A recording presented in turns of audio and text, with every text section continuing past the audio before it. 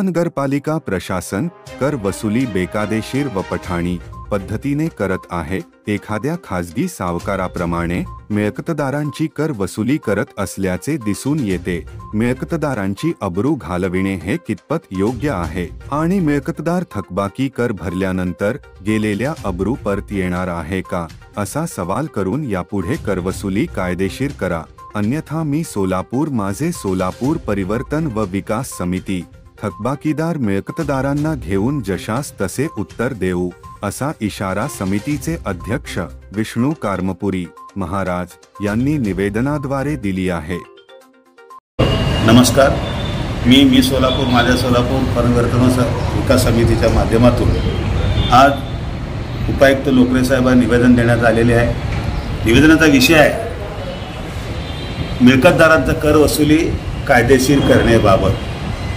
आमच्या समितीचं स्पष्ट मत आहे की मिळकतदाराकडनं कर वसुली हे 100% झालं पाहिजे, परंतु हे करत असताना सध्याची परिस्थिती 5-6 महिने झाले, कोरोनाचा दुसरा स्वरूप या ठिकाणी दिसण्याचा परिस्थिती दिसत आहे।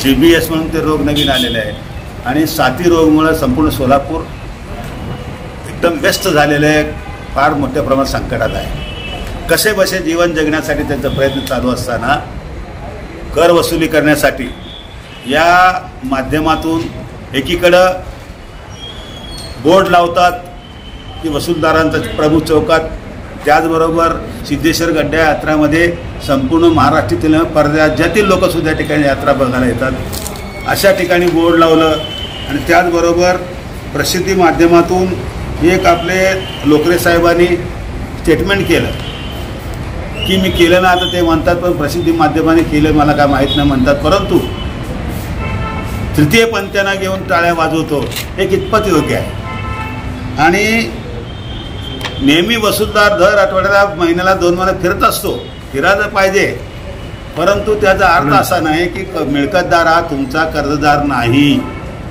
मिळकतदार हा तुमचा थकबाकीदार आहे, कर्जदार नाही। सावकाराप्रमाणे मुनापल्लीप्रमाणे पठाणी सावकारप्रमाणे वसूल करणे हा लोकशाहीचा मार्ग नाही आहे। म्हणून आम्ही एक इशारा दिलेला आहे की या माध्यमातून जर आपल्याला कायदेशीर कुठलाही वसुली करा, आम्हाला म्हणणं नाही, आम्ही सुद्धा तुम्हाला सहकार्य करू, पण इज्जत गेलेले परत इज्जत येणार आहे का, गेलेले प्रतिष्ठा परत येणार आहे का, याचा विचार करणे देखील तुमचं काम आहे। म्हणून या मी सोलापूर माझे सोलापूरच्या माध्यमातून या ठिकाणी आता मी निवेदन दिलेलं आहे। या बाबतीमध्ये योग्य कारवाई झाली ठीक आहे, नाहीतर कुठल्याही प्रकारचं बेकायदेशीर तिथं हे झालं की काम करण्याचा प्रयत्न केला त्यांनीसुद्धा आम्ही त्यांना कायदेशीर माध्यमातून त्याला विरोध करून तो आणून पाडू असा इशारा देतो। जय हिंद, जय महाराष्ट्र।